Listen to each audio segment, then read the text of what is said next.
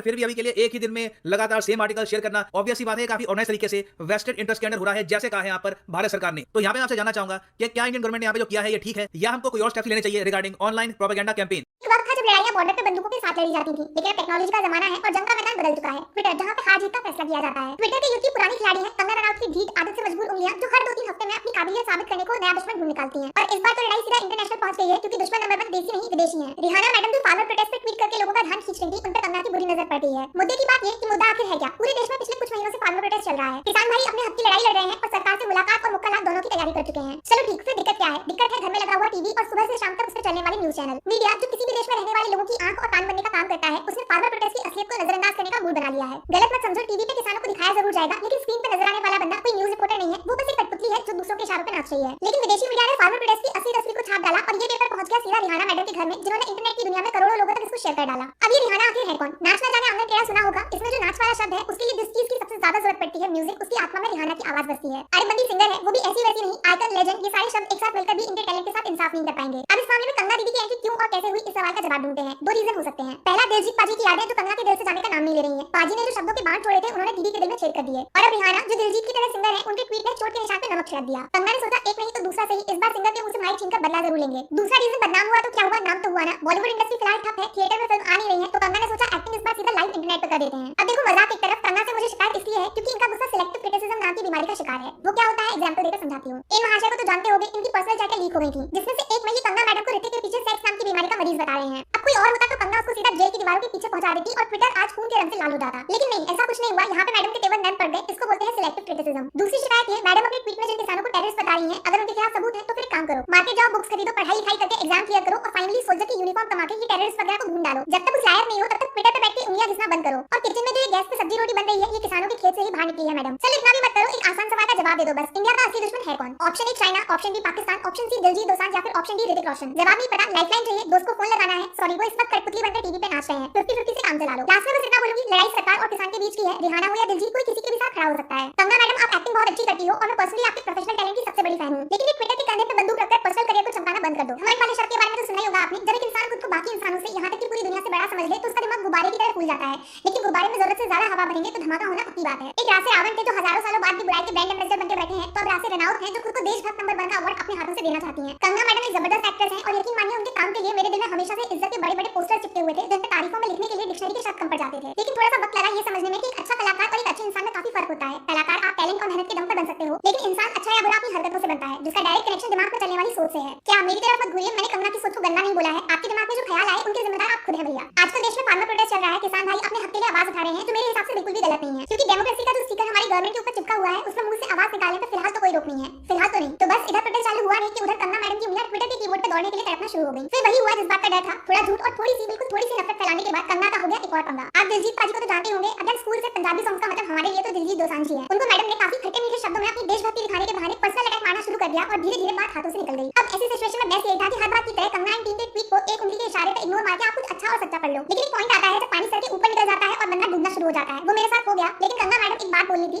हम तो डूबेंगे सनम, साथ में तुमको भी ले डूबेंगे। हेलो फ्रेंड्स, मैं हूं दिशा, वेलकम टू फिल्मी इंडियन। आज आपके सामने कंगना रनौत से जुड़े हुए कुछ फैक्ट्स रखूंगी। ऐसे पॉइंट्स ये बात साबित कर देंगे कि कंगना ना तो भोली है और ना ही बड़बोली। हर चीज बहुत सोच समझ के लिखती बोलती है, जिस पर फुल स्टॉप लगाना बहुत जरूरी है। पहला पॉइंट है मुद्दा भटकाना। हर बार जब कंगना किसी टॉपिक की तरफ अपनी बात रखती है तो अक्सर एंड में वो टॉपिक बहुत पीछे छूट जाता है और पूरी लड़ाई कंगना वर्सेस उनके दुश्मनों पे आके खत्म होती है। इस बार बात फार्मर प्रोटेस्ट से शुरू हुई और एंड में बॉलीवुड में चलने वाली चमचेबाजी और कौन मुंह से गंदगी निकालने में ज्यादा बड़ा एक्सपर्ट है उस पे आके खत्म हो गई। अब इस सब में बेचारे किसान भाइयों का भला कब और कैसे हुआ। दूसरा पॉइंट है अपॉर्चुनिटी वेस्टेज, यानी मौके पे चौका नहीं बल्कि रन आउट होकर खुद अपनी विकेट गिराना। कंगना के नेपोटिज्म के खिलाफ बोलने की वजह से प्राची देसाई, अभय देओल, रणवीर शोरी जैसे बड़े-बड़े एक्टर्स ने भी उंगलियां उठाना शुरू कर दी थी और एक बार दिल में उम्मीद जागी थी कि बॉलीवुड में फाइनली लोग टैलेंट की कदर करना सीख जाएंगे। लेकिन एंड में हुआ क्या, कंगना ने खुद को ऊंचा दिखाने के चक्कर में दूसरों को नीचा गिराने के लिए उन पे कीचड़ उछालकर उनका मजाक उड़ाना शुरू कर दिया। अब जो लोग नेपोटिज्म के खिलाफ सच्ची लड़ाई लड़ रहे थे, वो बेचारे भी कंगना के साथ गेहूं में घुन की तरह पिस गए और जनता का सपोर्ट धीरे-धीरे नफरत में बदल गया। बॉलीवुड तो गलत था ही, कंगना उससे भी ज्यादा गलत बन गई। तीसरा पॉइंट है रिस्पांसिबिलिटी, यानी जिम्मेदारी। जैसे मकड़ियों के सरदार ने अपने मशहूर डायलॉग में बोला था, with great power comes great responsibility. लेकिन शायद कंगना मैडम मार्वल मूवीज की ज्यादा बड़ी फैन नहीं है। जब आप एक ऐसी पोजीशन पर बैठे हो जहां पे लाखों करोड़ों लोग आपके इशारे पे मरने मारने को तैयार हो जाएं, तो कम से कम कुछ भी इंफॉर्मेशन ऑनलाइन शेयर करने से पहले आपको अपने फैक्ट्स जरूर चेक कर लेने चाहिए। ताजा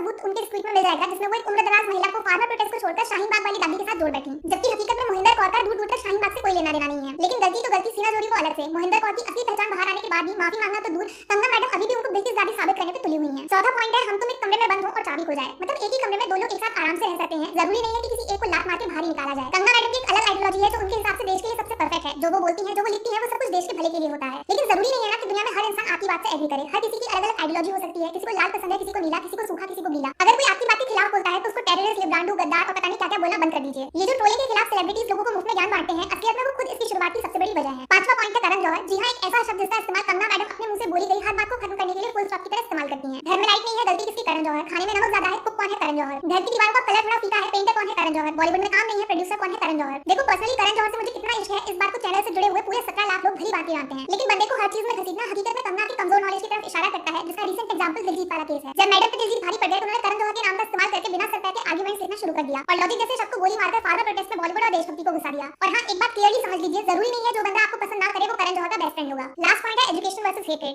देखो हमारे देश में आज से भी ज्यादा तेज फैलती है नफरत। ठीक वैसे ही ट्विटर पे लिखा गया एक शब्द अक्सर लोगों की जान का दुश्मन बना देता है। लेकिन एक कमाल की बात बताऊं, नफरत से डबल हो सकती है। नफरत को खत्म करना है तो एजुकेशन का इस्तेमाल करिए। कंगना मैडम जो आजकल फार्मर प्रोटेस्ट में धूम धड़ाके के साथ शोर मचा रही हैं, अगर एक बार वो अपने ट्विटर से लोगों को फार्मर बिल के फायदे गिनाना शुरू करें तो बाकी सबकी बोलती बंद हो जाएगी। लेकिन नहीं, ऐसे कैसे बात फार्मर की हो रही है, लेकिन कंगना अपनी स्ट्रगल के किस्से याद करेंगी। बॉलीवुड माफिया को किसानों को भड़काने के लिए जिम्मेदार भी तो ठहराना है। सिर्फ एक बार बोलूंगी, कुत्ता पालो बिल्ली पालो पर गलत कभी ना पालो। कंगना मैडम आप अच्छी एक्ट्रेस हो, उस पर मेहनत करिए और बॉलीवुड की क्वीन बन जाइए। लेकिन प्लीज भगवान की लेना सही तो खुद के लिए ट्विटर पे तमाशा करना बंद करिए। आप जिस चीज को फनी समझ के एवर इंटरनेट पे डाल देती हो, वो ना जाने कितने लोगों के दिमाग में जहर घोल देती है। बस अभी बस। हाँ, बदतमीजी और हिम्मत दोनों के बीच में एक छोटी सी लाइन होती है और अब आप उस पार से इस पार आ रही हैं। लास्ट में दिलजीत पाजी के शब्दों में मां बहन की इज्जत की जाती है, ना कि उनकी इज्जत की। Hey guys, welcome to World Affairs। मैं हूं प्रशांत धवन और इस वीडियो में बात करने वाले हैं भारतीय गवर्नमेंट के एक ऑनलाइन कैंपेन के बारे में, इंडिया अगेंस्ट प्रोपेगेंडा।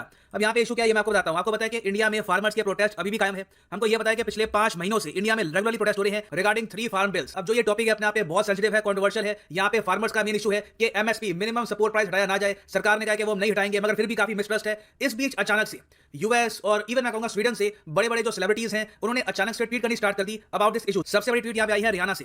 रिहाना देखिए एक बहुत ही बड़ी पॉप स्टार है इन यूएस। ट्विटर पे इनके फॉलोअर्स है 101 मिलियन। ये जो बाइडेन के फॉलोअर्स, नरेंद्र मोदी के फॉलोअर्स से भी ज्यादा है और इंटरनेशनली ये काफी बड़ी आइकॉन है। इन्होंने अचानक से ट्वीट कर दी फार्म प्रोटेस्ट के ऊपर और यहाँ पे लिंक शेयर कर दिया कि इंडिया ने इंटरनेट कट कर दिया है दिल्ली के आसपास बिकॉज ऑफ फार्म प्रोटेस्ट। और यहाँ पे लिखती है why are we not talking about this. Internationally हम इंडिया के फार्मर प्रोटेस्ट के बारे में बातचीत क्यों नहीं कर रहे। फिर इसके बाद हमने देखा है कि ऑलमोस्ट सेम डे में एक सीक्वेंस के बाद एक बहुत सारे और जो अमेरिकन सेलिब्रिटीज हैं इन्होंने भी सेम ट्वीट करी, सेम हैशटैग के साथ farmer protest. Almost same article भी यहाँ पर शेयर किया। ये एक और आपके सामने ट्वीट है ग्रेटा थनबर्ग की। हालांकि ये यूएसए की नहीं है, शी इज फ्रॉम स्वीडन, मगर इंटरनेशनली आज के समय काफी फेमस है ये। इन्होंने यहाँ पे कहा कि वी, अब वी से इनका क्या मतलब है मुझे पता नहीं, we stand in solidarity with the farmer protest in India. और सेम जो आर्टिकल है ये उन्होंने भी यहाँ पर शेयर किया। उसके बाद देखिए कमला हैरिस जो आज के समय वाइस प्रेसिडेंट हैं ऑफ यूएसए, उनकी जो नीस है मीना हैरिस जो पॉलिटिकली काफी एक्टिव है, ये काफी कैंपेन भी कर चुकी है कमला हैरिस के लिए। तो इन्होंने भी यहाँ पर ये फोटो शेयर करी कि स्टॉप किलिंग फार्मर्स और ये कहा कि इंडिया में जिस तरीके से इंटरनेट शटडाउन किया जा रहा है, पैरामिलिट्री वायलेंस हो रहा है फार्मर्स के अगेंस्ट, इसके विरोध में हम सबको बोलना होगा। ये इनकी यहाँ पर स्टेटमेंट है। नाउ सबसे ज्यादा अजीब बात इस समय ये है कि इवन दो यहाँ पर आप कह सकते हैं ये जो सेलिब्रिटीज हैं यूएस में, कनाडा में, यूरोपियन यूनियन में, ये एक कॉज को सपोर्ट कर रही है जिसका इनको पूरा हक है। मगर सबसे अजीब बात यह है कि इन्होंने कभी भी इससे पहले एक इससे भी ज्यादा बड़ा मुद्दा नहीं उठाया जो डायरेक्टली रिलेटेड है टू द इंडियन फार्मर्स। ये है कि किस तरीके से यूएस, कनाडा और यूरोपियन यूनियन भारतीय सरकार पर दबाव डालती है WTO वर्ल्ड ट्रेड ऑर्गेनाइजेशन में कि आप लोग अपने किसानों को सपोर्ट करना बंद करो। जी हाँ, ये मैं आपको बता दूं, इंडिया में हम लोग अपने किसानों को काफी सपोर्ट प्रोवाइड करते हैं मिनिमम सपोर्ट प्राइस के रूप में। फिर आपको बताऊंगा कि अब तो साल में 6000 रुपए भी जाते हैं उनके बैंक अकाउंट में। तो यूएस, कनाडा, यूरोपियन यूनियन ये काफी बार क्वेश्चन करते हैं इंडिया के एग्रीकल्चर सपोर्ट को। ये कहते हैं कि हम लोग तो अपने किसानों को इस तरीके से पैसे नहीं देते, आप क्यों दे रहे हैं। एक फेयर कंपटीशन करो कि यूएस का जो किसान है ये भी उगाएगा वीट, आपका किसान भी उगाएगा वीट, इंटरनेशनल मार्केट में सेल करो, let it be fair competition. आप गलत तरीके से सब्सिडाइज क्यों करते हो अपने फार्मर्स को। इस इशू को लेकर कभी भी यहाँ पर रिहाना या फिर ग्रेटा थुनबर्ग या फिर मीना हैरिस ने कुछ नहीं कहा, अपनी खुद की गवर्नमेंट को क्रिटिसाइज नहीं किया कि आप लोग क्यों जो इंडिया के गरीब किसान हैं उनके सपोर्ट के अगेंस्ट है। मगर हमको ये बात एक्सेप्ट करनी होगी कि जो भी सेलिब्रिटीज हैं इनके पीछे मैसिव फॉलोइंग है।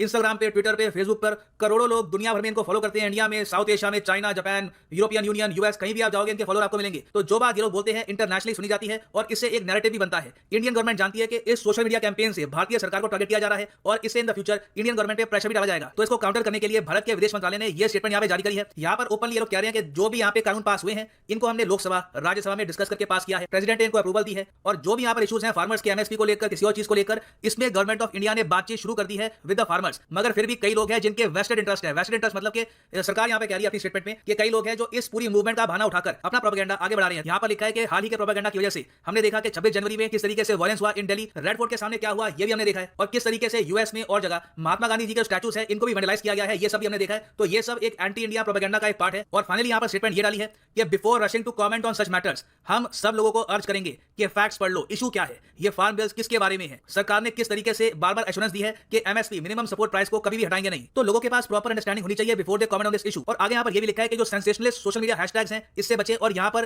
एक इन्होंने हैशटैग खुद का शुरू किया है, India together, India against propaganda. तो कम शब्दों में जो ये इंटरनेशनल कैंपेन शुरू हो चुका है उसके अगेंस्ट, इस प्रोपेगेंडा के अगेंस्ट पहली बार मिनिस्ट्री ऑफ एक्सटर्नल अफेयर्स ने यहाँ पे स्टेटमेंट जारी करी है और ये कहा कि अपने फैक्ट चेक करो बिफोर यू कमेंट। और जिस तरीके से एक के बाद एक रिहाना, उसके बाद ग्रेटा, फिर कई और अमेरिकन सेलिब्रिटीज ने कमेंट की है, ट्वीट करी है इस इशू को लेकर, वैसे ही जब भारत सरकार ने ये यहाँ पर कमेंट करी बहुत सारे इंडियन एक्टर्स भी शुरू हो गए और जो ये हैशटैग है ये प्रमोट करना स्टार्ट कर दिया। यहाँ पे आप देखेंगे अक्षय कुमार की ट्वीट है कि फार्मर्स बहुत ही इंपॉर्टेंट है हमारे देश के लिए, चलिए कोशिश करते हैं कि एक रेजोल्यूशन यहाँ पर आ जाए और डिफरेंसेस यहाँ पे लोगों के बीच में ना खड़े हो। सेम टाइप की ट्वीट आपको दिखेगी बाय अजय देवगन, सुनील शेट्टी, करण जौहर और बहुत सारे और इंडियन सेलिब्रिटीज ने अपनी तरफ से ये India together, India against propaganda ये हैशटैग प्रमोट किया है। सो ऐसे आप समझ सकते हैं कि ये इशू कितना इंपॉर्टेंट है। यहाँ पर बात सिर्फ कुछ ट्वीट्स की नहीं है, यहाँ पे बात हो रही है सोशल मीडिया कैंपेन की कि कौन अपना नैरेटिव जल्दी फैला देता है। कई लोग आज के समय जैसे भारत सरकार ने कहा, कई वेस्टेड ग्रुप्स हैं, कुछ कनाडा बेस्ड हैं, कुछ पाकिस्तान बेस्ड हैं, जो चाहते हैं कि इंडिया में कियोस मचा रहे, लोग आपस में लड़े, लगातार ये प्रोटेस्ट बढ़ते रहे। मगर भारत सरकार कोशिश कर रही है कि लोगों के पास प्रॉपर फैक्ट्स पहुंचे और मिसलीडिंग इन्फॉर्मेशन यहाँ पे ना फैले। और यहाँ पे आप देखोगे इसके लिए कुछ ही दिन पहले भारत सरकार ने ट्विटर को ये भी कहा था कि कुछ अकाउंट्स हैं ट्विटर पे, इनको आप ब्लॉक करो। जरा जो ये अकाउंट्स हैं ये पाकिस्तान बेस्ड थे और ये लोग प्रमोट कर रहे थे यहाँ पे खालिस्तान का आइडिया। यहाँ पे आप देखोगे एनडीटीवी का आर्टिकल है, 300 पाकिस्तान बेस्ड ट्विटर हैंडल्स को इंडिया में सस्पेंड किया गया था क्योंकि ये लोग अपनी लोकेशन चेंज करके दिखा रहे थे कि ये लोग पंजाब से हैं या फिर इंडिया से हैं और ये बार बार खालिस्तान की बात कर रहे थे ताकि इंडियंस के बीच में आपस में डिवीजन क्रिएट हो जाए। तो सिंस सोशल मीडिया में आज के समय बहुत से लोग हैं जो इंडिया के अगेंस्ट स्टेटमेंट्स दे रहे हैं, पूरा कैंपेन शुरू हो चुका है। इंडिया ने एक फॉर्मल लेटर लिखा है ट्विटर को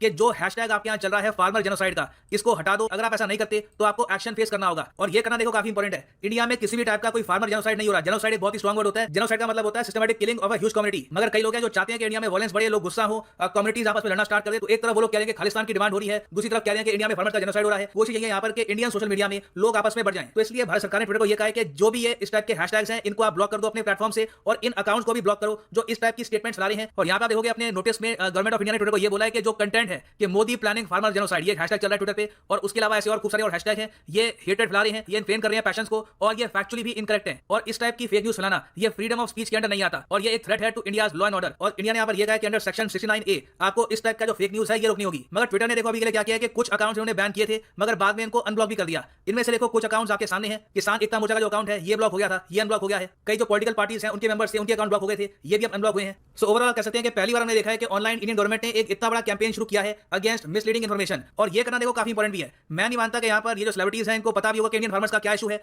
इनकी खुद की रिस्पेक्टिव गवर्नमेंट्स का क्या स्टांस है रिगार्डिंग इंडियन फार्मर सब्सिडीज। मगर फिर भी अभी के लिए एक ही दिन में लगातार सेम आर्टिकल शेयर करना ऑब्वियस ही बात है काफी ऑर्गेनाइज तरीके से वेस्टेड इंटरेस्ट के अंडर हो रहा है, जैसे कहा है यहाँ पर भारत सरकार ने। तो यहाँ पे आपसे जानना चाहूंगा कि क्या इंडियन गवर्नमेंट ने यहाँ पे जो किया है ये ठीक है या हमको कोई और स्टेप्स लेने चाहिए रिगार्डिंग ऑनलाइन प्रोपेगेंडा कैंपेन। तो लिखेगा इसके बारे में। ये एंड इस वीडियो का। Thank you for listening and as always God bless you all.